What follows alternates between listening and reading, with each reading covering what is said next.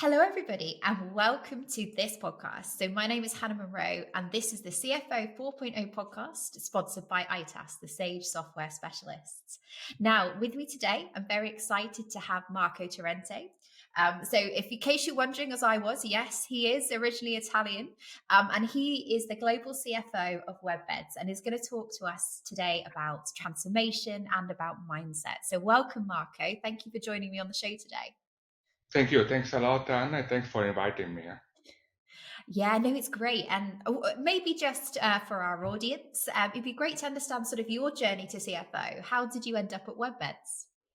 Actually, I've been working for in the last 20 years of mainly three main company. So the first one was SC Johnson, which is a consumer goods company, American one that probably you are familiar with some product, consumer, household, and insecticide that are quite famous. I started in Italy in around 2001, and then I actually did a lot of role within the finance organization, and then I've been asked to move to the European headquarters in the UK. So I moved to the UK in 2007. It was when I left Italy and never came back since then. So it was a long journey. And uh, and then from the UK we moved to Switzerland because the headquarters of AC Johnson moved to there. And then after that I joined the travel industry, first with TUI Travel. Obviously, you are the biggest tour operator in Europe. In the UK, it's very famous with Thomson, a first choice as well. And uh, and then after 7 years there, that I joined a couple of business units in Palma as well as in the UK with focus on new markets, in particular India, Brazil, and China. Then I left. I had a period in Sabre, which is one technology for travel industry, and then I ended up in WebBeds in 2017. So it was really a normal, organic, regular journey to the CFO position. And talk to me about how you see transformation as a CFO. What do you see as the CFO's role in transformation? But the transformation, obviously, it's a very hot topic, as you know, during this period, and it's key for not only the finance department, but the company in general, to really start a digital transformation journey. So, also in particular, in our company, we started a few years ago, in particular during the COVID situation. As you can imagine, it was really a drastic situation, a big crisis in the travel industry. Because obviously before, if there was some problem, because we are a global company, so there was a problem in a part of the world, it can be Asia, then actually can be covered by Europe or America. But this was a really global crisis that actually impacting us. And then our key objective was don't waste the crisis, right? So we use this period of time to start about the future, start about how we can really change the company in a really efficient way. And we started the digitalization transformation journey since then. So putting the foundation with the implementation of ERP and then moving then on more sophisticated tool like obviously machine learning, artificial intelligence as well. So it's a key important for the finance department, in particular for the CFO that really needs to push in this direction. And how did you see your role in terms of that journey? Because obviously, as your role as CFO, what was the key piece in, how did you see your participation in that journey? Actually, you need to promote it. First, you need to understand what are the needs that Mm. you are looking for. Because obviously, you need to have at the beginning a strategy. So we need to really to have a clear objective where you want to go and what you want to do first. And then actually, since then, you really need um, to understand what kind of tool that you need to use. And then obviously because we were in a position where during the COVID situation, the revenue was very low, but we had really important objective for the future in terms of growth. And you need to have all the foundation in place for the finance department to be able to support the business, to support the growth that we need to achieve, right? So you need, and then you can't support the business increasing the number of headcount in the same measure as the growth of the business, right? So we need to be able to create efficiencies. And one of the ways to create efficiencies is to really implement a system and software that help you to do that. And you talk about obviously understanding where and how to improve the inefficiencies. How do you sort of measure the benefit of improving those efficiencies, and how do you kind of think about the business case that sits behind it? Yeah, there are a lot of KPI that is coming up from that. For example, if you're using the machine learning, really you can have more accurate forecast. You can have forecast not only for the sales, but you can have, for example, cash flow forecast to be more accurate. This is one point, and that actually benefit the cash position or one of the key KPI for finance. But as well as one important things is that the, your team can focus on more added value activities rather than Mm. doing, more transactional one. Because one of the typical survey that you can see everywhere is that the majority of the finance people they spend something like 80% of their time to do transactional activities to make sure that the number are right, and only 20-50% to analyze them. I want to change this one. So to have 40% to make sure that the number accurate, and then to use the 60%, which is also the added value activities, to analyze them to make sure that we can support the business in a proper way. And that's really interesting. So, again, one of the challenges that I often hear is that how do you justify the shift in time? Because you're not necessarily making a cost saving.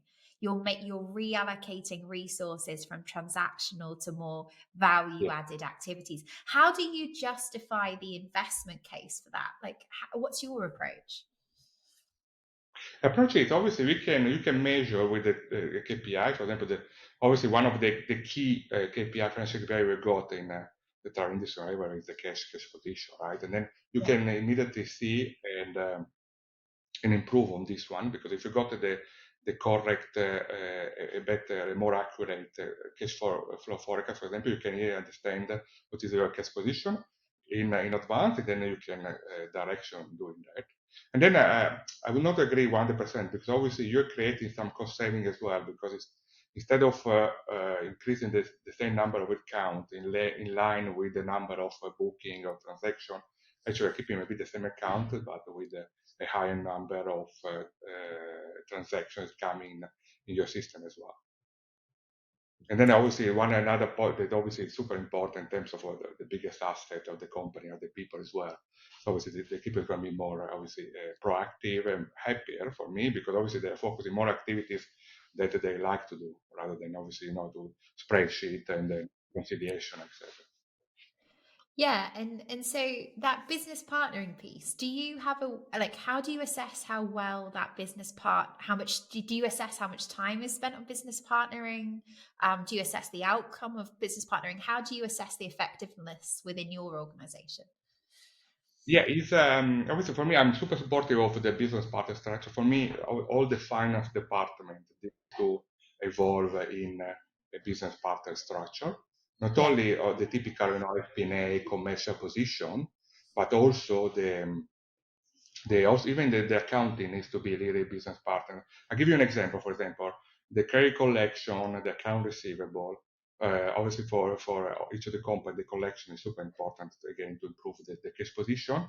And for me, if you have a specific people that they are dedicated to a specific customer, specific region, then obviously they are more efficient because, for example, we have divided in 4 regions, and then for the region of Europe or just using people from that region as well.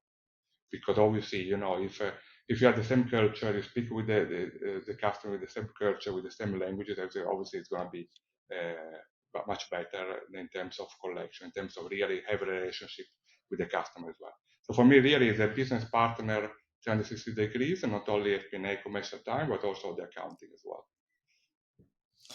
And just going back to an early statement that you made around transformation being a journey, and I'm a big believer in this. I talk a lot of this to the customers that we work with. I'm like, you don't have to do everything at once. Let's pick the piece that's going to impact. How do you approach that journey mapping and that journey planning? How do you prioritize? Actually, it's a really, as you said, I totally agree. It's a step-by-step approach. So you Yeah. cannot expect and then in 1 month, 2 months to have already some result because obviously it takes time, right? And that's why what I was telling you before, you need to have a really clear understanding of the objective that you have. Um, Mm. at the beginning, and then where we want to achieve, what needs do you have as well, right, within the processes that you are managing and activities. So you need to spend some times in the planning, so to understand the needs. And then after that, really we can start reviewing what kind of system or tools do you need, right? And then in particular, if we are going to look at the artificial intelligence, in particular machine learning, it takes some time. So because the machine needs to understand your business. So there is also the first part, the period, is a sort of assessment, continuous assessment that you need on this one to make sure that the machine is really focusing on the right things and the right outcome as well. And talking, you've mentioned obviously AI and machine learning quite a bit in this conversation already. Tell us a little bit about how you see the role of those kind of tools in finance moving forwards. Um, I mean, for me, obviously, it's important to have this system. They are key in the finance because obviously they can help you really in your day-to-day job.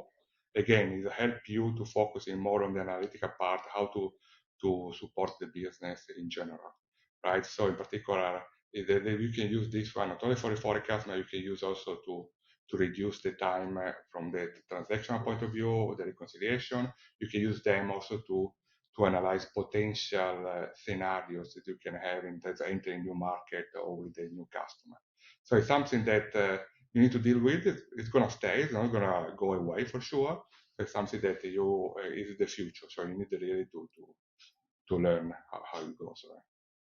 And you obviously talked about you talked about transactional processing and AI machine learning. Have you got any use cases or examples of how you've used that within your organization Yeah, to streamline? yeah. Of course, yeah. For example, one of the key points in our organization that obviously takes a lot of time is matching the booking and transaction we have with the supplier with the customer because sometimes it's even the same entities. And so through, for example, blockchain or through obviously some reconciliation tool, you are able really to reduce the time of reconciliation from 1 week to 1 day, which obviously is a great outcome. It also save a lot of time for different things. This was one of the example. Another example again is to have more accurate forecast that you can use to obviously to plan your business to support the business as well. So I've got a bit of a question. So one of the questions I was asked the other day is how do I justify the value of a faster month end? Right. So this was from a finance leader that was trying to explain to their organization, like if we could give you information faster, this is the benefit. How do you justify internally? So from as a finance leader within the organization, the need to invest in improving the finance operations. Is obviously you need to have a clear vision in terms of the benefit and then Yeah. what kind of benefit this implementation can drive. Again, all kind of implementation, you can do the ERP or you move to some more sophisticated one. You really need to make sure that the benefit are there, and then you are able to measure them as well. Can be, it can be a increase of cash position, can be obviously reducing the the transactional activity, reducing time. So it's something that obviously with your experience you can you are able to measure and then to quantify in advance. Yeah. So being really clear and specific around the outcomes and the goals and making sure it's something that could be measured after the implementation, after the transformation journey. Yeah, exactly. Yeah, exactly. And then again, it's a step-by-step approach as well. So obviously, the investment as well needs to be on this trend to make sure that you are really investing in the right way, step by step, and then you can also assess and change the direction if it's needed as well, right? Yeah, that's a really good point. So, not just planning your outcomes and KPIs for the entire transformation journey, but for each phase and deliverable as you go down that route. Exactly. Obviously, and then if you can immediately show that the benefit that you can have, obviously, then there's more incentives to invest and then to spend more, right? So it's a phase by phase approach, as you were saying, and then as I was mentioning at the beginning. Yeah, so one of the conversations I often have with individuals, because again, there is when they're thinking about phasing, is to make sure some of the elements that are going to impact the wider organization come in nice and early. Because if you're, Yeah, because if you can get them on board, if they can see things like dashboards or reporting and those kind of elements that they would consume and use, those kind of things can make a big difference. exactly. Yes. And so tell me a little bit about how you approach it with your team. Because obviously you mentioned obviously people are a massive part of any transformation journey. What's your approach? What are some of the things you think about with regards to your team? The team, obviously, I said, is the major asset that you have. So actually, you need to bring them on board during the journey. First point is the key point for me is the communication. So really, the communication is key in terms of you need to communicate to the team what is really the strategy, what is the vision, what is the end objective that you are following, and how they can really be part of the journey, right? So how can be proactive, active to be part of the journey, to be to make sure that the benefit that this new transformation can give them. So obviously, what are the benefits in terms of day-to-day job, in terms of potential future change in the job as well, right? So it's very important the communication because if you are clear since the beginning in terms of communication, you really, I'm sure that you can be successful to bring everyone on board. I no, in the in the news. There are a lot of news in this period that a lot of people they are afraid that the artificial intelligence can obviously replace the human.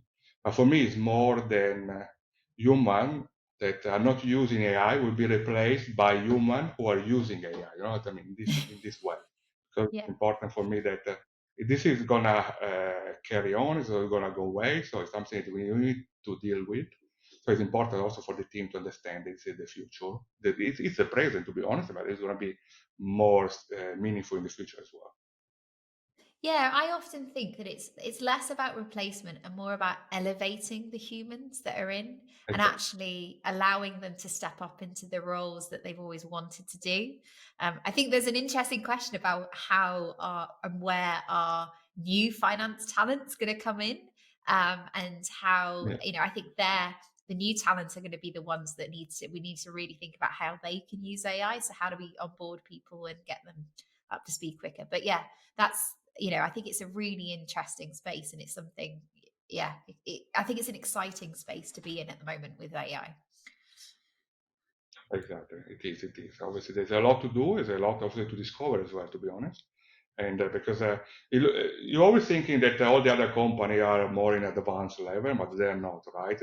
We are all in the early stage on the journey. It's true. I mean, Mhm. apart from obviously some of the top company, but in the majority of them, we're still in the early stage. Because and sometimes everyone always thinking, oh, I'm sure that our competitor is doing much better. Probably or probably not, right? So you need to have obviously your idea, your plan to define, right? Yeah, and I think there's always a danger, isn't there? If you're always thinking other people are doing something different and more, it's great to incentivize you to, think Yeah, about what you're doing. But yeah, I do think sometimes you need to play your own game and not somebody else's. yeah, exactly. True. And we talked about obviously communication within your team and getting them on board. What's your communication strategy with the wider organization? How do you approach keeping, the rest of the organization thinking about transformation and keeping them aware of where you're at in your program? Yeah, it's a good question actually. For me, there's an introduction on this one. For me, is important, like a finance department, like business partner, that you really speak a lot with the internal customer, with the stakeholder, with the commercial team all the time, right? From the day-to-day activities, also to the strategy as well. Because if they know they are far the time where the finance department was isolated in a part of the building, they didn't speak with anyone. So now what I try to do is actually to incentivize everyone to speak in general with all the business partners that they are working with a daily basis, right? Internal and external, as I mentioned before, in terms of customer and supplier, because the relationship help a lot to improve the business itself. In particular, on the transformation journey, it's important to have a sort of as a part of the town hall, or at least to make aware the main stakeholder, the main director, that what we are doing and how this can benefit also the other department, the commercial department, or can benefit the supply department, etc. It's important also to mention, and I mention in particular the benefit that this journey can give to this department as well. Yeah, and I think that's something maybe that's misunderstood or not communicated as effectively as it should sometimes is actually we're doing this so that we can work better with the wider organization.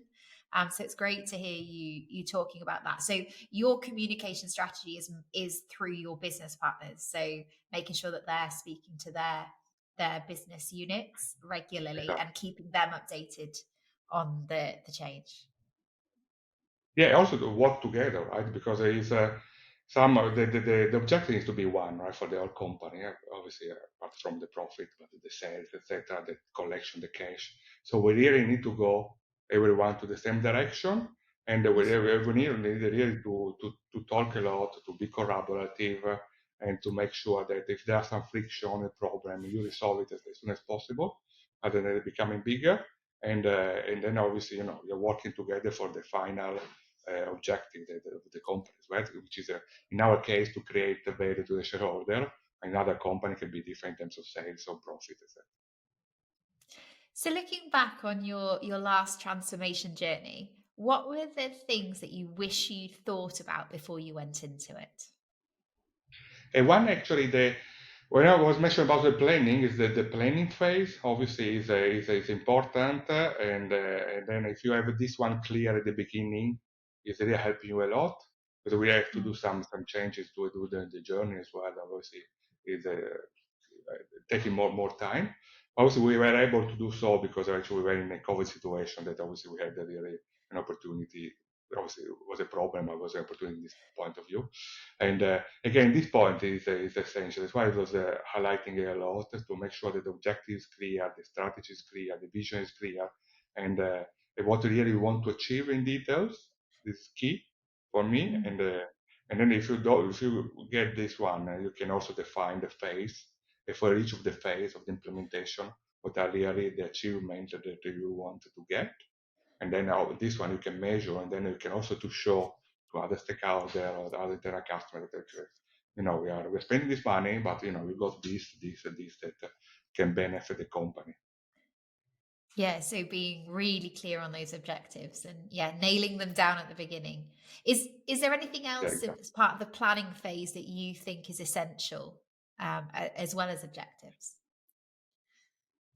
Yeah, obviously, apart from obviously to get the resource in place to make sure that your team is able to support, and Mm. in particular, it's better if you have a dedicated team on this one, even if it is small, right? Dedicated team on the implementation, because sometimes there are a lot of cases. I'm sure you're aware that there are so big implementation of ERP, etc., and then there are people that are doing both the day-to-day job as well as implementation. Then obviously it's becoming more and more difficult in general, right? Because obviously maybe it's taking more time. It looks like they are reduce of cost, but then in the end, if you are taking 2 years instead of 1 year and a half to do implementation, obviously the additional cost can be massive as well. So you need to bear in mind that the resource, dedication, and focus are important. No, absolutely. And I think that's applicable not just in the large implementations, but in the small implementations where you've Yeah, got less resource to think about as yeah, well. definitely, 100%, 100%. And when you went into the planning stages, and obviously you've mentioned resource, was there anything else that sort of you wished that you thought about, or anything else that tripped you up when you were going through that you thought, we'll never make that mistake again? Obviously, you need to understand to have a real accurate timing as well. Maybe Mm. sometimes you are expecting to get a result earlier than it's going to happen. For different reason, right? Because obviously you are impatient. You want to the result as soon as possible. There are also some pressure from external that Yeah. you need to deliver. I need to make sure that you have a really a clear, achievable timetable in terms of timing, because obviously this is then you're gonna measure against it, right? So it's important that it's clear. So it's better to have the battle at the beginning, right? Then instead of doing the process, that can demotivating the team as well. So it's important to have everything on the table, really to be completely transparent as well, right? The transparency is part of the job to have in finance, and needs to be obviously clear since the beginning. And that's it's a really interesting comment, because very often there's a lot of pressure from the wider organization to move faster with transformation efforts. What's your, like, if you got any tips or tactics for dealing with that? How do you approach that? I mean, obviously you need to have facts, and then also you need to be really clear, give example that why you're not able to implement this tool in 6 months, why you need 9 months or in 10 months, right? Why? Because of the resources, part of the spending, because obviously there are other activity going on. We need to have all the assessment that you need to do to make sure that, then you can really be able to properly implement it. Absolutely. So, so facts and figures to back up the Exactly. to get you ready for battle. Exactly. As much as you can, as much as you can, right? Absolutely. And if you think about that the challenges, are there any ways that you planned and addressed the planning phases to kind of deliver on the asks of the wider organization? Um, was a way you thought about the planning in terms of how you prioritized things that the external stakeholders wanted Yeah. versus the internal?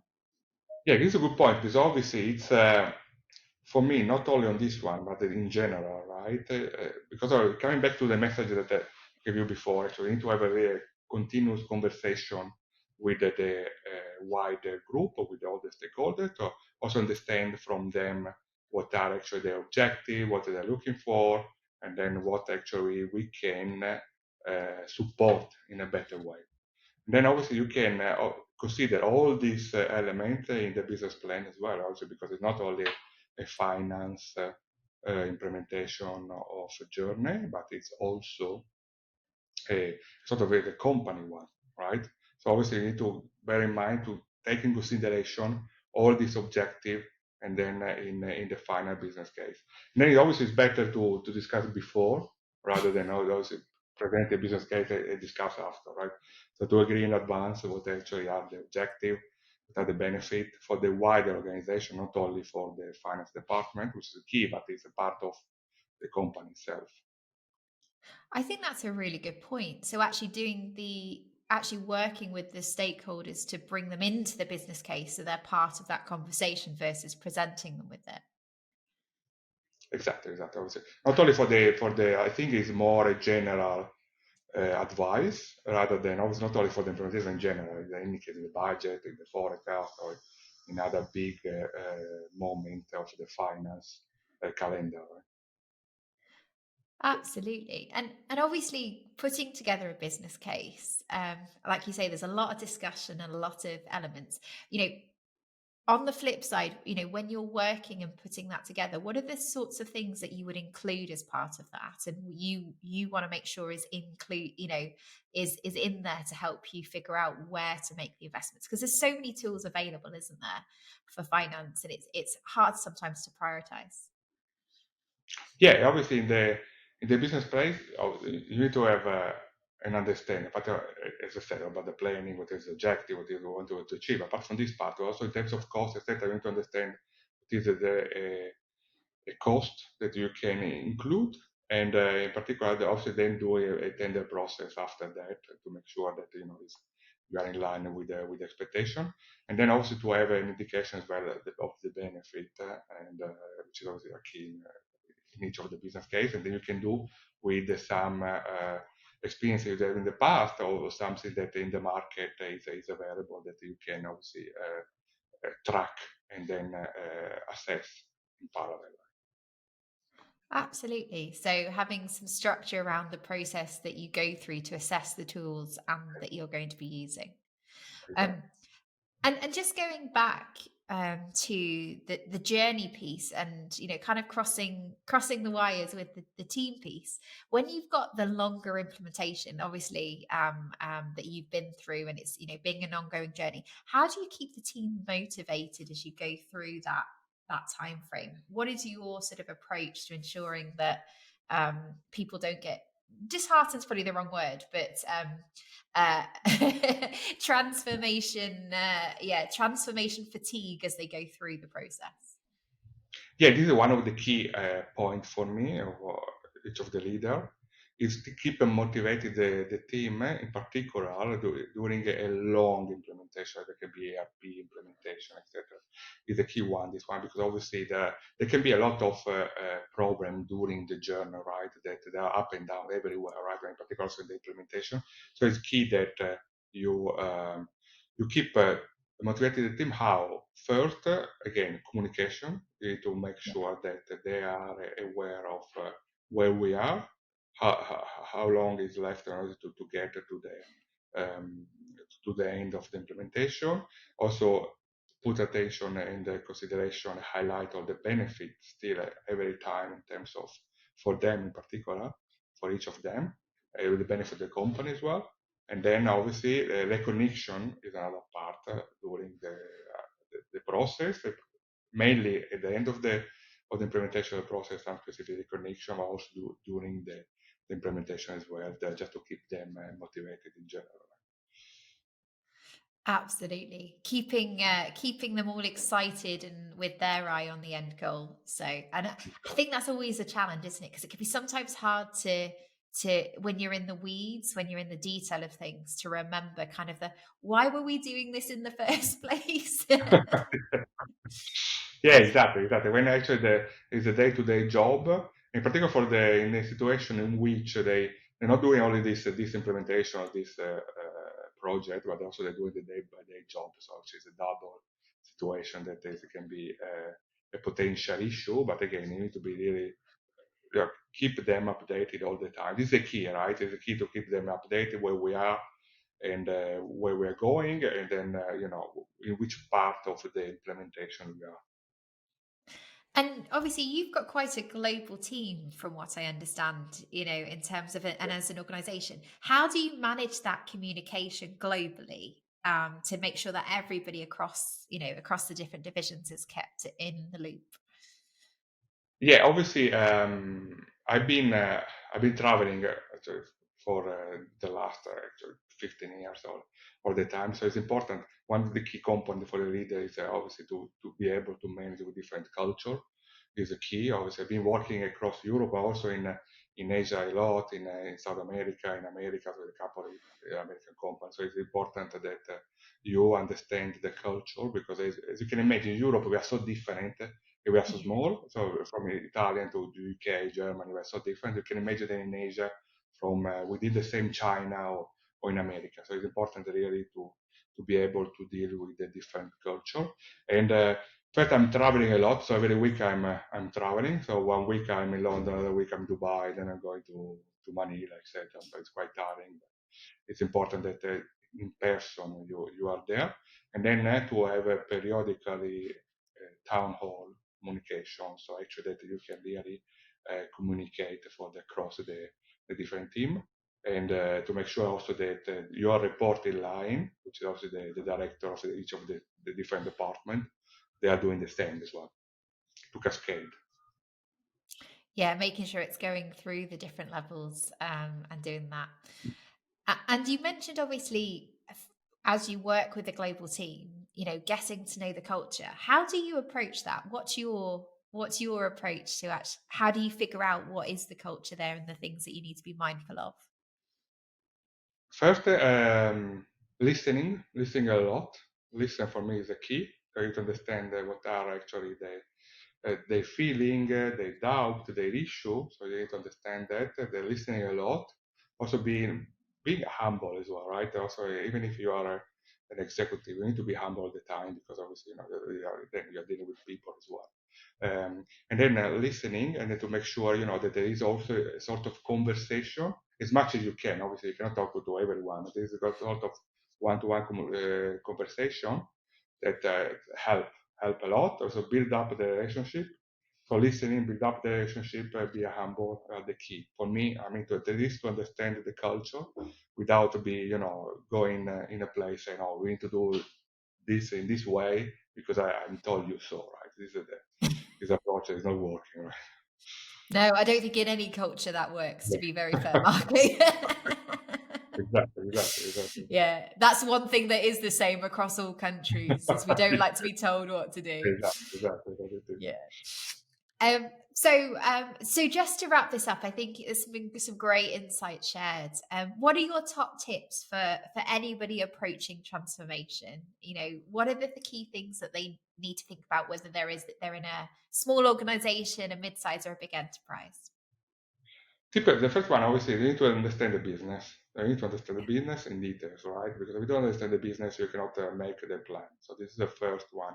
Second one, also be flexible and agile because it's not implementation is can be hard work. There can be a lot of bumps during the journey, up and down. So you need to be ready on this one. So be flexible, agile. So what actually COVID is taught us in the last few years is that you need to really to be flexible 100%. And then obviously you need to be motivated in terms of understanding the final benefit that you can have personally and for the company as well.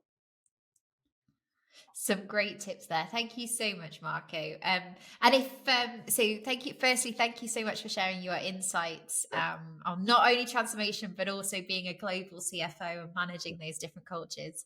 But if people want to learn more about obviously WebBeds or yourself, where's the best place to find you guys? Yeah, also LinkedIn is one of the place, and as well as the corporate website is another one. Is going to be key. Thank Brilliant. you. Um, so for anyone that's listening would like to learn out more, I will pop in the links. I think Mark and I connected, or certainly I found Marco's profile via LinkedIn. So definitely worth a follow and a reach out. Thank you so much, Marco, for coming on and Thank sharing you. your story. And yeah, hoping the transformation journey continues for you. Thank you. Thanks a lot for inviting me. Thanks.